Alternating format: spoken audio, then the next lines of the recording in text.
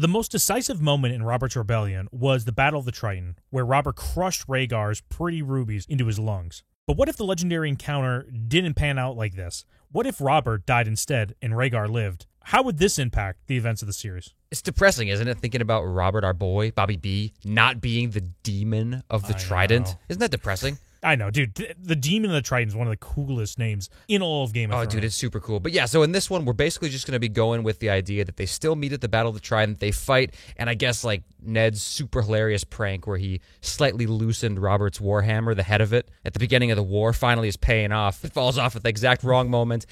Rhaegar goes in for the slip right between the armor and, takes out our boy, unfortunately. Right. And let us know down in the comments which what if you want to see us do next. What other kind of video ideas?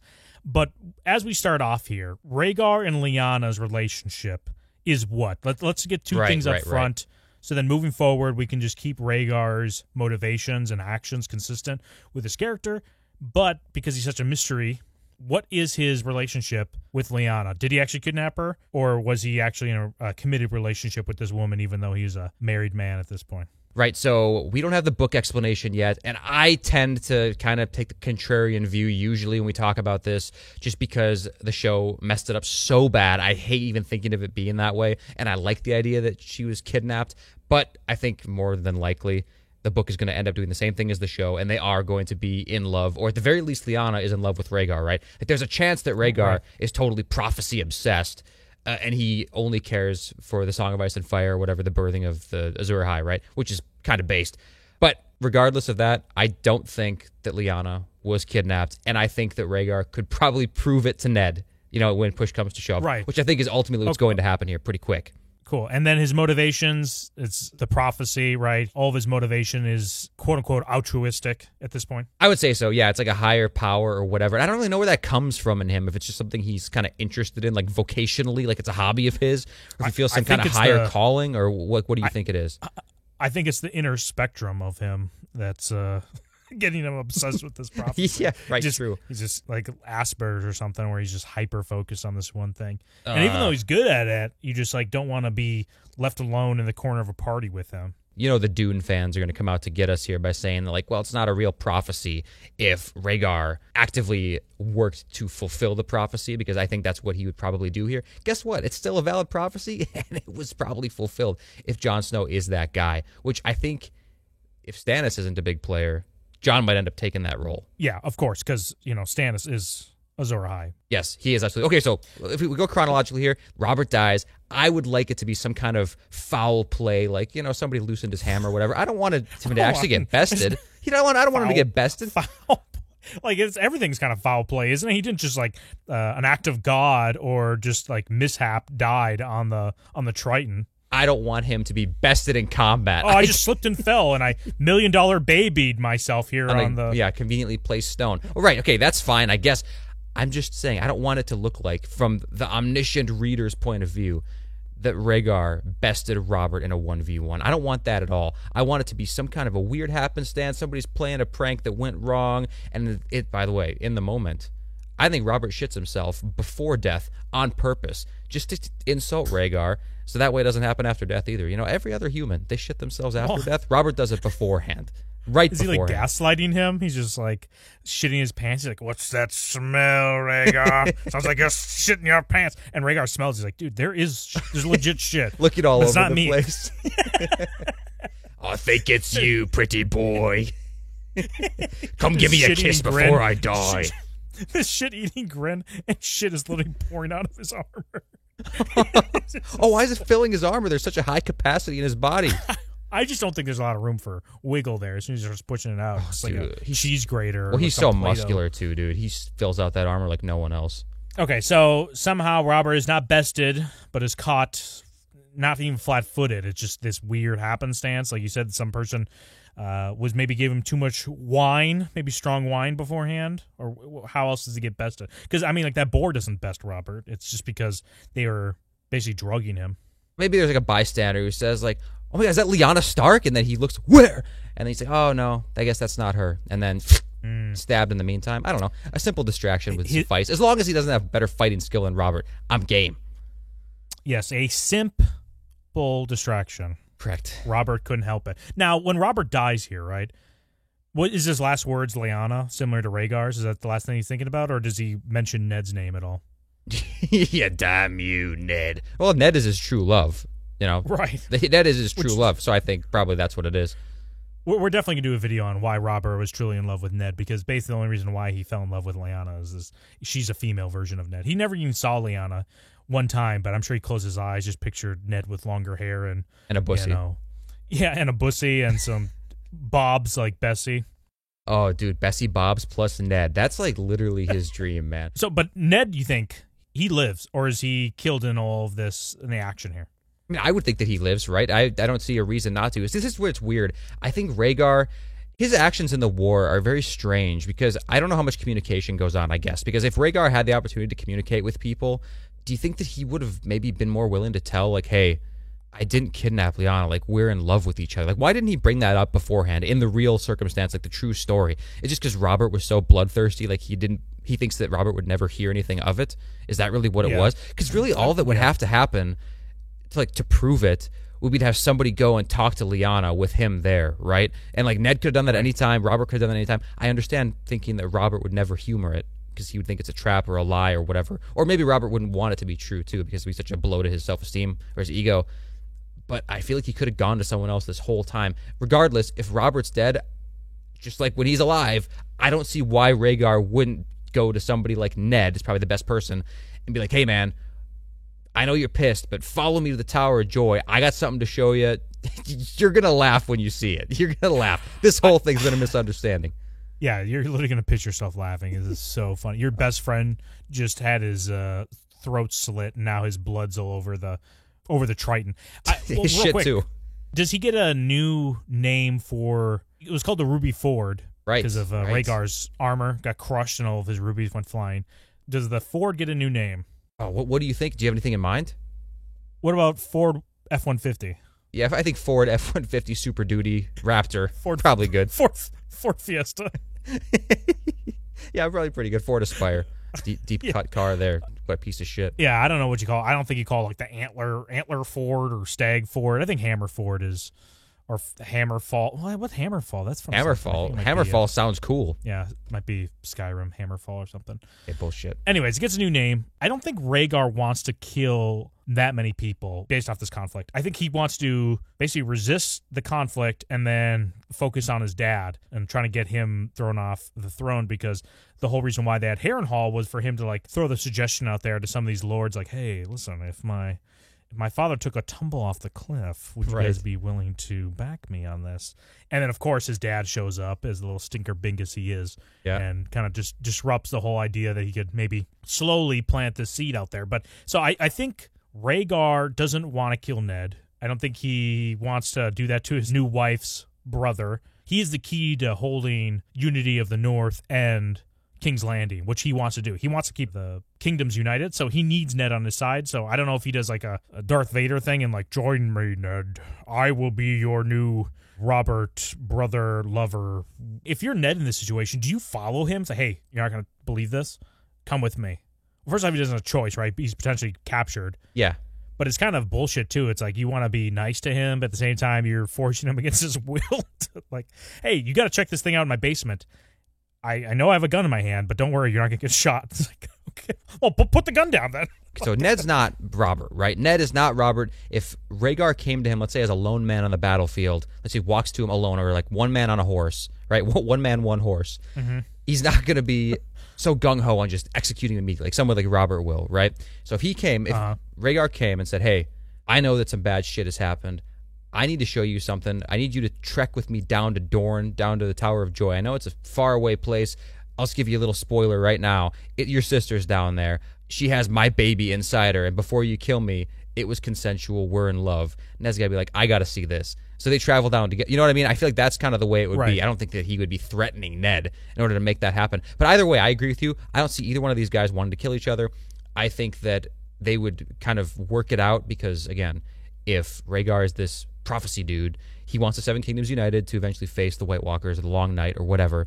So when they turn their attention then to the Mad King... Hold on real quick. Let's go back to Triton real quick, because there's a couple things I want to touch on before we move forward. One of them being the true winner of the Triton is Walder Frey, because he comes in late. He, of course, backs Rhaegar. Yeah, at this point. And he's no longer known as the late Walder Frey. He's known as the great Walder Frey because he came in at the perfect time to make sure they solidified everything. I think Rhaegar lifts him up on his shoulders and says, "You're so beautiful, Walder Frey. You're going to be with me forever." Yeah, I think so too. I mean, dude, can you say hand of the king?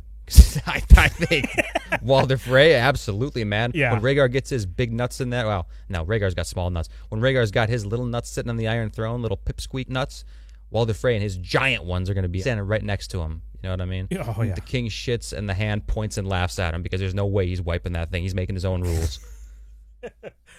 So he's over in the Riverlands, Rhaegar. He has Ned, basically as a hostage, and he's going to show him that his sister is actually in love with them. At this point, I do think Rhaegar has to go reach out to Tywin and try to make amends and maybe try to get him on his side. I think that's his next Rhaegar. step, right? Oh yeah, for sure. I think that's definitely the case too. Well, Tywin in this situation, yeah. So you think that there's going to be a deliberation between whether or not Tywin supports the Mad King versus Rhaegar, right? Well, no, I don't think. I think it's mostly, hey, do I support you, Rhaegar, or not? Because I don't think Tywin wants to back The Mad King either. the Mad King, but he might just stay neutral and just kind of stay out of it, right? So True. I think Rhaegar needs to negotiate with him and somehow convince Tywin to be on his side. I don't know what he can. Well, I guess there's a couple things. He can't marry Cersei anymore, even though that was Tywin's wet dream to get Cersei with Rhaegar. But he could at least free Jaime from his vows, even though it hasn't been done at this Old point. Jaime stink But, I mean, hand. No, double-handed now. Yeah. But, I mean, he has to do something. He has to give him something. So I guess giving Tywin back his heir, his beautiful, beautiful golden boy, Jaime, back, that could be enough for maybe Tywin to say, fine, cool. Oh, dude. Let's go get my son and bring him back. I was looking forward, dude. It could have been White Boy Summer in the Kingsguard, though, man. Like the Chad Alliance. Like, I know. Jaime, I know. Barristan, fucking Arthur Dane, that Hightower, dude. Yeah. Morning Glory, man. That's what that Kingsguard is called. Oh, I guess you're right, though. Releasing Jaime would probably be definitely a winning move in terms of Rhaegar and Tywin's relationship. And it could motivate Tywin to get involved. Well, let me ask you this, though. I'm not saying that wouldn't happen, but are the Lannisters necessary in this whole upcoming conflict? Like, let's say that they don't get involved whatsoever. Who does the Mad King firmly have in his pocket that you think Rhaegar wouldn't be able to persuade? You know what I'm saying? Like, who are players that are already active in the Seven Kingdoms that wouldn't back Rhaegar? Because if in this whole scenario we've talked about so far, let's just say the Lannisters are sitting out, if Ned makes peace with Rhaegar after Robert dies, basically the entire rebellion force is going to be on Team Rhaegar, I would think, right? Unless they just don't have the passion anymore and they don't want to have any sort of conflict at all. Yeah, except for, I think, our boy, Balon Greyjoy, the worst person of all time. Yikes. He might be the last, rebellious person left hanging out. Because, the Riverlands, I don't think the Aarons were at the Battle of the Triton. Oh, yep. They were. Never mind. Yeah, so House Aaron, House Tully, the Baratheons, and the Starks all are at the Battle of the Triton. That's the big four factions that are fighting for the rebellion. So the Greyjoys are the only one that's not impacted by this. So I think they might be the only persons left. But like you said, as soon as Rhaegar's forces turn around from the Riverlands and head towards King's Landing, that's basically the most formidable force in the Seven Kingdoms currently. What about Hungry Hippo Tyrell? Mace the Ace. What's going on with him? Because he's down there trying to take the Stormlands right now. Right. Well, he's sitting there having the greatest feast of his life. Yeah, like probably always. He's on a highway to getting Sugarfoot down there. So I mean, what about him? He's just eating and consuming. He's he's considering making his YouTube channel where he just eats. Yeah, he's a mukbang, man. He's about to make his mukbang. He's about to reach critical. Dude, if he reaches critical mass, then Storm's End and King's Landing are doomed. I know, but I'm just saying, it's like Stannis is down there in Storm's End right now. Is there a chance? Is anything happening with him, or do you think that they get the message down there? Like, does everything that happens up at the Trident, does that all get situated? And does everybody basically get the message of what happened there quickly? And I'm also talking about the Ned thing too, right? Because Robert has to die, and then Rhaegar has to, I guess, approach Ned, or maybe Ned approaches Rhaegar. I don't know, whichever one we decide on. I think it's better if Rhaegar approaches Ned alone or whatever. And then they travel all the way down to the Tower of Joy, and then Ned realizes, and then he's basically sends ravens everywhere. I assume, at least, being like, "All right, guys, misunderstanding, call it off, no more rebellion." Yeah, I mean, as soon as Stannis hears about his brother's death, I'm not sure if his initial reaction is to just bend the knee or if he continues the fight. I think Stannis isn't a big fan of Robert. He is only doing this because it's his duty as a brother, a younger brother, to follow his older brother into battle. I mean, that's really nice of Stannis to do that, but he's been starving. He's watching Mace the Ace just consume and become like the biggest. He's basically, what's his, a cell? Yeah, second form cell, man. No, you're right. Second form cell after he spits out 18, right? Right, yeah, he's just blowing up and he's like this big ball. Yeah, he's watching Mace get that big. I think Stannis has to just bend the knee. Well, he bends the knee after he hears the death of his brother, and basically the rebellion's over, right? It's like, okay. And I don't think Stannis is put to death for him trying to hold out Storm's End. I don't think he killed anybody. Did he kill anybody? Stannis during this war? No one's significant, I don't think. I mean, I'm sure some people died, but yeah, no one like major. Right. And the thing about this, Mace in the original timeline was sieging Storm's End the whole time, and he didn't lose his head. So why would Stannis die as a result of... Right, that's true. The Mad King is like the factor here, because in the immediate aftermath of this, Rhaegar isn't immediately just going to take the throne. It's going to be the Mad King there. Who knows what this guy's going to do? You know what I mean? Like, I know he's probably not going to want to burn everybody or whatever, but I guess even as I say that, though, tensions were getting high between Rhaegar and his dad because, the Mad King was getting paranoid as shit about Tywin, about Rhaegar like secretly trying to usurp him at Harrenhal, which, dude, I mean, his suspicions were definitely valid.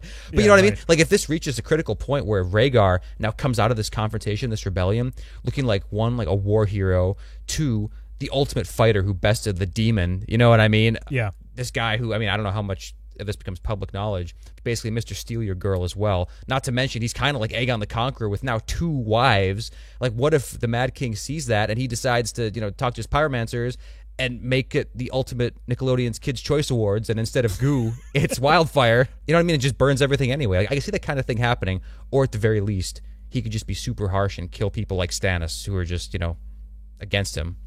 I don't think they execute Stannis right away, right? I don't think those orders come down from either the Mad King or Rhaegar at all. Hopefully, Mace just knows that this guy is a good prisoner just to have in general. They shouldn't just kill him right away. So I think that's what happens to Stannis. But with Rhaegar, right, I think he knows the hornet's nest he's going into King's Landing. I think he knows that, if I want to get in there and actually take down my dad, which we can go through the plan how that would actually be executed, but I do think he knows he should, walk very cautiously. And he knows that Varys is on his dad's side. Varys is not for Rhaegar whatsoever. And Pycelle isn't for Rhaegar, or excuse me, Pycelle isn't for Rhaegar, but he also isn't for the Mad King. He's for our boy Tywin. Right, so okay, yep, that's true, yeah. I think Rhaegar knows the situation, so he is not going to just come in through the front gates just like, hello, Daddy, guess who's home? It's me. I just killed Robert Baratheon, the demon of Triton. He's now dead and in hell. Like, he's not doing that, right? He's if anything, he's like, maybe he Ocean's 11's this whole thing, right? Maybe he sneaks in, does a whole big thing to kill the Mad King. He's like, oh, looks like my father died in his sleep peacefully. Like, he has to sleep at some point, right? I don't know, man. How does Rhaegar take him out? Do you think that's what happens? It's a coup situation? Like, it's an assassination attempt? You don't think it's a formal thing at all? It's underhanded? Because, dude, an underhanded move like that, I understand it's a unique situation with the Mad King where he is, like, unanimously seen as, like, dangerous and fucking crazy, because he is. But even still, I mean, look at what happened with Jaime. Like, he's seen as this, like, ostracized Kingslayer. You don't think that Rhaegar will have somewhat of the same thing? He'd be a Kinslayer and Kingslayer at the same time. Well, I don't know how he gets his father off the throne then, right? I mean, it's just a matter of alliances, right? Like, who does he have left? I feel like the only proper way to do it would be to take it publicly by force. I feel like if that's what's done, and it's done like in the name of something noble, like this guy is a maniac. I got the receipts to prove it. He killed these people so brutally. Like, you could just even use Brandon Stark and Rickon Stark, or Rickon Stark as evidence for that. I mean, definitely get Ned on board and the entire North and probably the entire Vale as well. So I feel like that's the way to do it. But if you sneak in there, even if it's the same justification, and you just do a little, I think that's just seen as too dishonorable. Yeah, he can't kinslay, because as soon as he kinslays, George R. R. Martin will write your death pretty soon thereafter, or just like torment. He'll describe your nipples pretty detailed before that, though. So win-lose. Well, but before we go to King's Landing, because we're right at the gates right then, but I'm just wondering, so is Ned Stark with Rhaegar, or is Ned Stark with his sister? Does he brought down there first? Where's that on his priorities of Rhaegar? Does he even care? Does he just send Ned down there, and then he heads to King's Landing, or does he actually want to be there with his child? as it's being born? Old Jon It's a Snow. good question. See, that's a good question because Rhaegar is going to see this Jon Snow as like this elevated being. Like this is the end result of like how many generations of inbreeding and generations of breeding the ultimate savior in Westeros. I feel like he's not going to want to leave him alone. That's going to be his top priority. The throne's even going to be secondary to him. Like, is the prophecy doesn't require somebody to be sitting on the Iron Throne, right? Like, his point or his goal is to stabilize the Seven Kingdoms in the end. But I feel like the ultimate goal is to defeat the Long Night. Maybe not even in those words, but that's what it is. So I feel like you're right. I feel like he would probably stay with Lyanna. Well, Lyanna's dead. Probably stay with Jon, who probably won't be named Jon at this point unless he lets Ned name him for some reason. What do you think his name would be? Comment down below what you think Jon Snow's real name will be in the books, because in the TV show they named him Aegon. I doubt it's Aegon because Rhaegar has a living Aegon at this point who's older. So my two sons, Aegon. Headcanon, I think Lyanna asks him a question in the Tower of Joy. Is like, "What's your son's name?" And that's what he hears. He's like, Aegon. I think I've told you that already. And she's really asking, what do you want to name your son? But she just words it so poorly that he's just like, Aegon? She's like, okay. I don't know what the hell his name would be in this one, man. It sucks because Aegon, it would be a fitting name to like tie together the whole series. Like it begins with the Conqueror, right? And then it ends with the same name, being the guy to be the Long Night Savior or whatever. But it can't be Aegon. It cannot be Aegon. No, it can't be. I can't be Aegon. I don't know if it'd be Jaehaerys. That'd be kind of close with the J, that'd be right? a cool one, though, because Jaehaerys was such a successful king. Dude, Maegor II, please, God. Oh, Maegor II, dude. Oh. The other option is because he has the two children already, one Aegon, one Rhaenys, is that you would try to have it like a Visenya variant. So whether it's like a Viserys. Yeah, but there he has a Viserys in no, but it's not his brother. It's not his. Yeah, but that's his brother. That's not his kid. I bet Viserys is probably the best guess. I would say, yeah, that makes sense to me. If you really wanted to do that, I mean, but Rhaegar isn't exactly like Aegon, so maybe not. Who knows? Whatever. But it's something else. It's definitely not Aegon. I don't think, and it's definitely not Jon. So, I mean, I guess maybe it's Aenys Targaryen, the legendary son of Aegon the Conqueror. No, shut the fuck up. He's not named Aenys. He's named Aenys, literally. Listen, George just texted me. I just got off the Snapchat phone with him, and he told me his name's Aenys. We have to figure out how Rhaegar takes over the throne, right? So you're thinking he has to do it the most prim and proper way, no underhand deals, go in there, capture the Mad King, make sure he can't tell anybody anything, hold a trial, execute him, and then he takes the throne? I'd say, yeah, I do think so. And I'm not saying there can't be any underhanded deals as in like, going to the Mad King's allies and trying to get them to turn or something like that. Mm-hmm. But I don't think it'd be something where it's like, Father, it's been so long since I've seen you. I miss you so much, my dearest father whom I love. Please invite me over for dinner. And then, the Mad King says like, okay, I guess you come over or whatever, give my nails a trim or something. And so he comes over and they're sitting there at dinner and Rhaegar's like, I forgot to mention this one thing. And then stabs him through the throat. Like, I don't think that's going to happen. But I think that he could easily go behind his back, get his allies to turn or whatever, convince him that like my dad's a crazy ass piece of shit now, and he just like has a host that he storms King's Landing with. Like I think that's probably the most reasonable assumption. Yeah, it's just hard because I think Varys is in his ear. Varys doesn't trust any of these people. Varys doesn't want Rhaegar to take the throne, because if Rhaegar takes the throne, then you have a competent leader there, and Varys' whole scheme is to bring over, Fagon over there, which is, I don't know. I'm a believer that that's just a Blackfire Fagon, not actually the Aegon from King's Landing that gets swooped out of there during Robert's Rebellion in the main storyline. So I mean, there is a chance that is Rhaegar's kid Aegon, and if that's the case, then Fagon doesn't even exist now. It's possible. True, but you want to put money on that? $5. I'll do $5. I don't believe it. I don't believe it, but I'll pay you $5 if the book comes out and it's actually him. Yeah. But so I think Varys is definitely not that I need to definitively see how Rhaegar does it, but I do think he needs to take out the Mad King in the most honorable and upstanding way possible. That way there's no blood on his hands and people don't look at him as like a usurper and actually a man of justice, because if he does that usurper way, then we probably have a little bit of people like talking shit about him like we get with Robert, even though Robert usurped who? The Mad King. Oh yeah, you know the guy that would never shower and had long hair and fingernails and literally burned people alive when they came down to ask, "Hey, whatever happened to our daughter? I think somebody kidnapped her." He's like, "Well, stay under this fire." Right. Don't mind.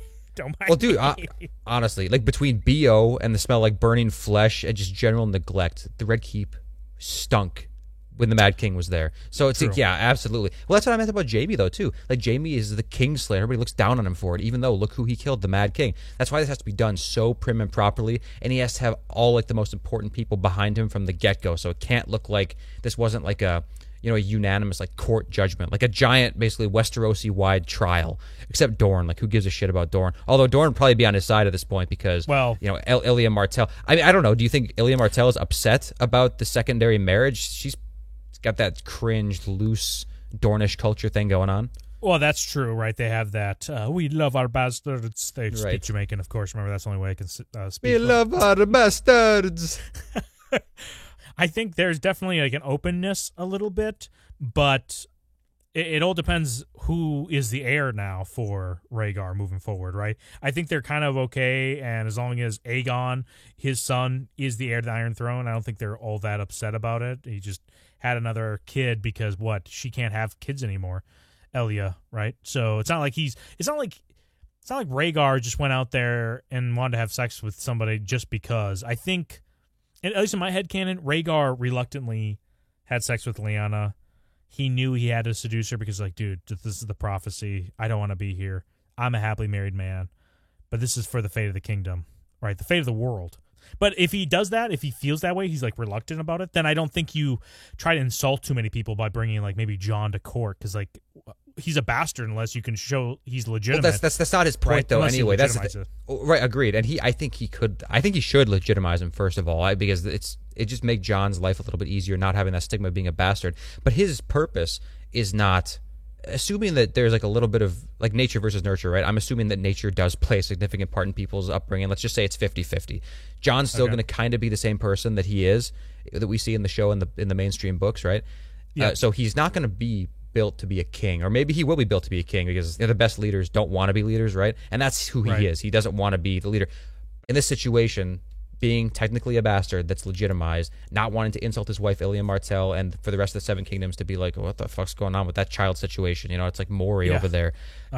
He wouldn't be that. His role is to be Azor Ahai and to defeat the Long Night. You don't need to be the king for that. In fact, it's probably better that the king is an ally of yours and stays down south to keep everything stable, while the true Azor Ahai and whatever forces you decide to tag along with are up trying to, fend off the Long Night at its origin point. So that would be Jon's thing, I think. I don't think there would be any debate over who's the heir. I think Aegon is the heir, and Jon, whatever his name ends up being, he'd be just kind of trained by, the White Boy Summer Brigade I was talking about earlier, like Barristan, and, I mean, Jaime's not part of that anymore, but maybe they could convince him to get some training done. Maybe not. He might be just over there plugging Cersei. I don't even know what happens to Cersei. We'll get there eventually. But, my whole point is just to say Aegon's the heir, Jon is Azor Ahai.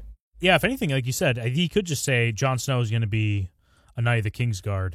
Because, I mean, that's happened before. He could. I think Aegon the Unworthy's brother, Aemon, it was, I think the Dragon Knight, I think his name was. He was in the Kingsguard, right? So you definitely just have one of the Jon Snow be in the Kingsguard, forsakes all vows. He now has to defend his brother. So, I mean, that makes total sense. And hopefully, the Martells won't be too pissed about it. Because, I mean, I would be kind of pissed if I was Doran. I'd almost attempt to stand up. That's how pissed I'd be. But, of course, because my legs are a little too weaky. I dude. Honestly, it's pathetic. But, honestly, narratively, it's pretty cool, too. Like the story where you're, quote-unquote, like main character, right, in Jon Snow, he's just a member of the Kingsguard. It's kind of like how it is now where he's a member of the Night's Watch or whatever. But it's just so isolated. It's almost too obvious. He's like too ostracized. It's clear that he's something special or whatever, like a diamond in the rough compared to being a member of the Kingsguard, where he's like a diamond amongst other diamonds. It's kind of, and it's an interesting narrative dynamic that we haven't seen, I don't think, yet in this series. It'd be cool. Yeah, I'm a fan of that. Yeah, imagine this fanfic that we're writing right now, because that's what kind of it is, it's fanfic. And because it's so early on in the series of events, it totally changes the trajectory of so many of these characters. But imagine Jon looking up to Jaime, and Jaime actually looking at him as a younger brother or like a kid, So cool, raising dude. him. It's like, dude, I love me some Jaime. And Jaime, of course, never loses hand ever because he's perfect in all ways. But going back to Lannisters, Tywin, do you think he gets Jaime back, or does he have to keep Jaime there? And if so, what does Tywin get? And does Tywin become Hand of the King to Rhaegar? Because Rhaegar needs some help to stabilize the realm. He's a competent guy, but I don't think he's nearly as competent as either Tywin. Also, a character we have to talk about, I don't want to forget, I'm going to mention him here, but Jon Connington, Right. old simp for Rhaegar. He has to come back and try to weasel his way into the to the Red Keep. Yeah, he does for sure. So Hand of the King wise, Tywin could be. So the only way I see that happening is if, like we said way earlier, if Rhaegar decides that they do need the Lannisters, which I'm not sure they do, but if they need the Lannisters, offer Jaime to basically get his heirship back. Back in Casterly Rock, he's Tywin's heir now. And then in exchange for that, Tywin lends his forces, and more importantly, his brain, to this operation of getting Rhaegar on the throne and usurping the Mad King. And if he does that, if he's like the central figure to strategize that and execute it, then I think, yeah, he definitely earned his spot as Hand of the King. But if he does not do that, then I don't see why he'd be Hand of the King. I think you could even have somebody like Ned be Hand of the King otherwise, because Ned is like another crucial figure in this. I don't want that to happen. I'd rather Ned just go back to Winterfell and disappear. But it's definitely a possibility, given the circumstances where... it's like a Rhaegar-Ned alliance that takes down the Mad King. Yeah, Ned's way too young, I think. And that's the reason why Robert does, I think, put him as his hand. He chooses Jon Arryn, the more fatherly figure to him, to become his hand. So I don't know who's Rhaegar's fatherly figure at this point in his life. Barristan is there, but Barristan can't be a Christian Cole-like Hand of the King and also a member of the Kingsguard. I think it's a little weird. I generally don't like that. I guess he could have, Jon Connington was the Hand of the King. Yeah, but he's off. Bit. He's fucking off the grid, man. Oh, he turned fuck around, dude. As soon as he heard that his boy's still alive, he's like, I'm back, baby. Yeah, he's drooling.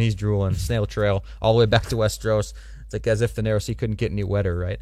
But so I could see that. Tywin, like you said, Tywin. But that's if Tywin is like the crucial figure to execute the plan to usurp the Mad King. And honestly, for this video's sake, why don't we just say that's what happens? I mean, that's pretty logical. It's pretty reasonable that would happen. I mean, why wouldn't you if you're Jaime? I guess it depends how much you have to give up. But Jaime, if you want a stable realm, and behind the scenes, the only reason why your father's kingdom, the Mad King, as he was ruling over it, that the only reason why I was really that competently ran was because of Tywin that whole time. Why wouldn't you go for that guy? Just be like, fucking copy pasta what you're doing before. It was working great. Let's just do this the right way now. And the only thing is what does Tywin do? And with his little beautiful imp boy, what does he do with him as well? I guess Tyrion, nothing ever happens except for a train gets ran on his wife. But other than that, that's true. That goes unchanged. He's free to kind of just do whatever he wants. Like he could hang out at court if he wanted to. I doubt he's going to be forced to go to Casterly Rock. I'm sorry. He could just wander around, I suppose, just be a little coomer like he is. I don't think he plays a huge part. If Tywin's here and he's not an antagonist, like what's the point of Tyrion? Right. Cersei, I don't know. She needs to marry some person, I think, if anything, we need to solidify the realm, right afterwards. So maybe Cersei's married off to Edmure or something. Because who's his name? Ned Stark at this point is married to Catelyn.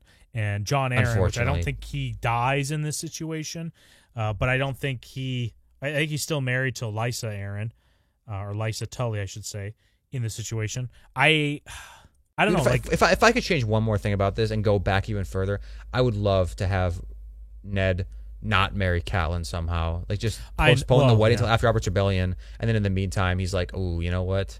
Ashara Dane, I met this girl. She's looking pretty good. I got to go with her instead of, the Karen of the North, Catelyn Stark. That'd be so nice, dude. But it is not so.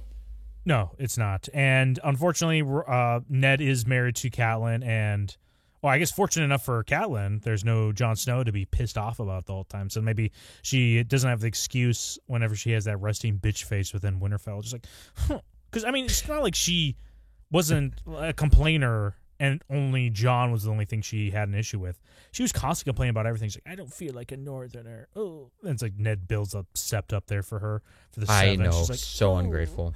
Oh, I still don't feel welcome. It's cold. Shit. So I think Stannis stays as the Lord of Storm's End. I don't think he is killed. I think he's upset. He's spaghetti that he had to go through so much starvation and watch Mace basically put himself into a diabetic coma out there as he's eating. Sure. But Stan's still the Lord of Storm's End. I think so too, and he's super cut now too, dude.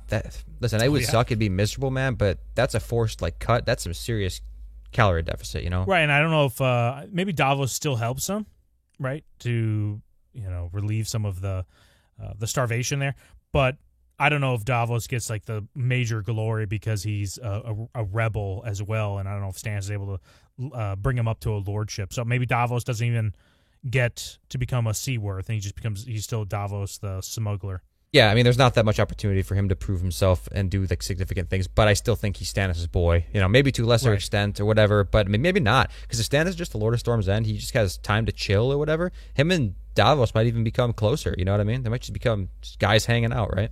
Honestly, I could see that happening. So Littlefinger, a person that's always just this agent of chaos, this wild card within these scenarios, he is currently up in the Vale, I believe, or at least within the Eyrie.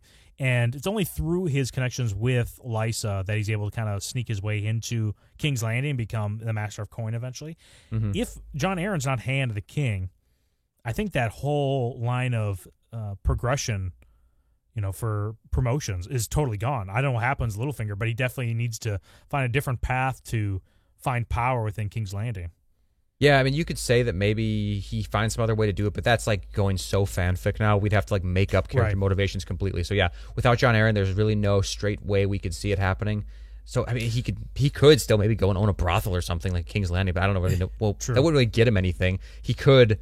See, that's so weird. That's like the Varys thing, right? He'd basically be Varys 2.0, like really putting himself in the doldrums and like using prostitutes as the spy network, but he would have to earn this like baseline level of clout and like blackmailing ability, without like if no one knew his name, his blackmail wouldn't even hold any weight. So yeah, I don't know what the hell he could do. He's kind of irrelevant.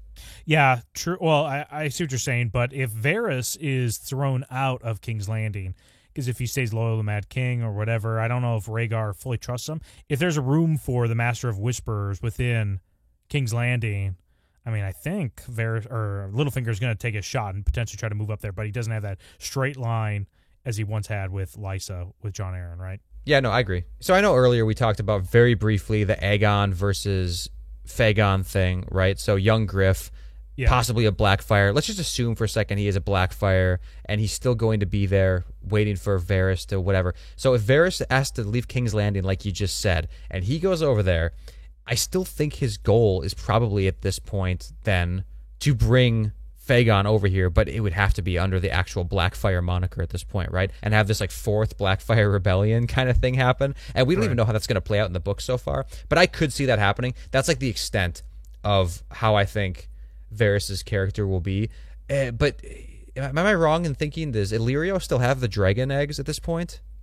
Yeah, someone has the dragon eggs, and they're definitely going to use them at some point, but I don't know how they are able to activate them or, hatch them properly. But you want to talk about whether or not you're worthy to sit the Iron Throne if Fagon, or this Blackfire pretender, as some may call him, if he comes over the Narrow Sea with those dragons fully hatched, how do you not say, like, this guy deserves to sit the Iron Throne? He's like a real Targaryen. Whoever these like low-T, white-haired cringe lords in King's Landing are, I don't care who they are. That guy over there, he's the Chad. He literally has dragons. Yeah, even though in my real mind, if I think about that for more than 2 seconds, I think it's actually the reverse, because it's so OP to come over here with nuclear cheat codes that you can't even really control, that you didn't earn or whatever. But you're right, completely. That would be it. And see, this is where you could call this fanfic as well, saying like, oh, the dragon eggs are going to hatch some other way, because it's so unlikely that they would hatch, and it almost seemed like some kind of a destiny thing that they hatched for Daenerys, right? But if we're thinking about this as if this story were to be written from the beginning this way, this was like the Song of Ice and Fire, right? This is like an alternate telling of the Song of Ice and Fire, and the other one didn't exist. Those dragon eggs are going to hatch, because dragons are a pivotal part of the story. Like the return of the dragons in the aftermath of the Dance of Dragons, hundreds of years later, that would still be a pivotal thing. So I think if we're going to talk about that happening, young Griff coming over, I think he would have the dragons. Who else would have them? You know what I mean? And I think that they would hatch, because narratively, that's just, George R. R. Martin likes to subvert. But even he wouldn't just not have any dragons in his story at all, right? Like, These dragons have been extinct for thousands of years, or not thousands, hundreds of years. And here are 3 eggs that have been lost to time. They're just relics now, and we're giving them to basically our main underdog character who's living a life of squalor over in Essos. But guess what? They're never going to hatch. Like, that would not happen. There's no way that would happen. Right. If Daenerys gets them, I think young Griff gets them. Well, plus we have like the red meteor that comes over, the bleeding star. So it's like signifies the almost awakening of the magic in Westeros once again. So ask old Nan what she thinks of that thing.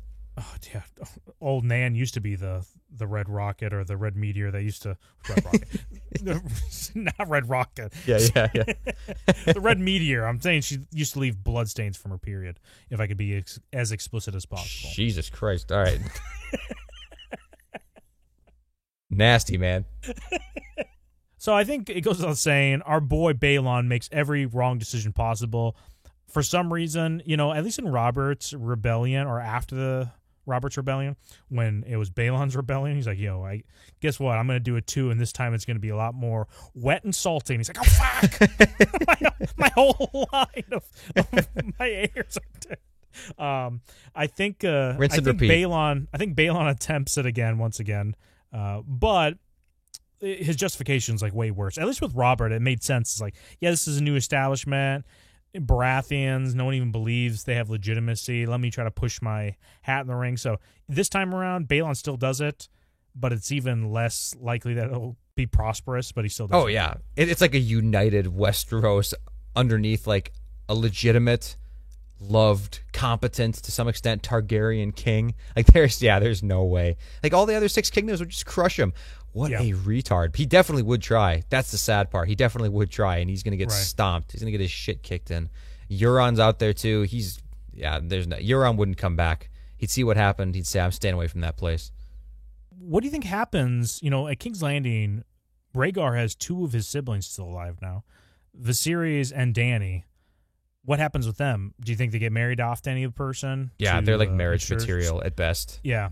Okay, so they could even marry each other if they really wanted to. I mean, I know they don't really do that anymore, but if they couldn't find anybody that's worthy of them, or if they didn't want what, they definitely still do it, because I think the Mad King was married to his sister, I believe. Oh, okay, yeah, no shit. So within living memory, people are still bumping uglies with their relatives. Right, dude, based. But okay, so yeah, they could get married or whatever. I guess that's fine, or they could marry other lords. I don't think it matters too much, because again, if we talk about who they're going to marry and then their kids, it's like, okay, now we're just writing a story. So yeah, that's pretty much it. That's the only use. Daenerys, dumb Daenerys, she's probably even stupider now that she's raised in civilized society, because she has her hand held through everything. Yeah, and I think the age difference is still like a big thing, but maybe Rhaegar's like, hey, you can marry Tywin, you can marry Jaime to Dany, right? That's I think actually no, I don't know if that's a better age range than his daughter Rhaenys. I think Rhaenys is older than Dany, because Rhaenys is already born and Dany's just born during Robert's Rebellion. So whatever, huge age difference there. It's dude, I bet so. People, if somebody else talks about this topic, I bet they would want Daenerys to marry either Jon Snow or Robb, because they want it so bad. Like, they can't see past the main series. I've never understood the Daenerys-Robb marriage thing. I never wanted that to happen. And the Jon Snow one, I think, is even worse. So, yeah, I like that idea. I like the Jaime-Daenerys relationship, and I guess... I don't know what the dynamic would be, but I don't really care. Daenerys can just stay over in Dragonstone, and Jaime can just do badass Jaime things. He's probably going to be plugging Cersei still, so... Yeah, right. But, I mean, at least he won't have any... Like, he's not going to have probably bastard children, God willing. Well, maybe he will. Maybe he'll just, like, refuse to have sex with her, because he's like, you know what, I only have eyes for one person, and it's the person that looks just like me. Yeah, it's me. With long hair. Myself. Hey, thanks for watching this video. Be sure to subscribe if you want to see more content like this, and smash that like button. Or not. We don't care.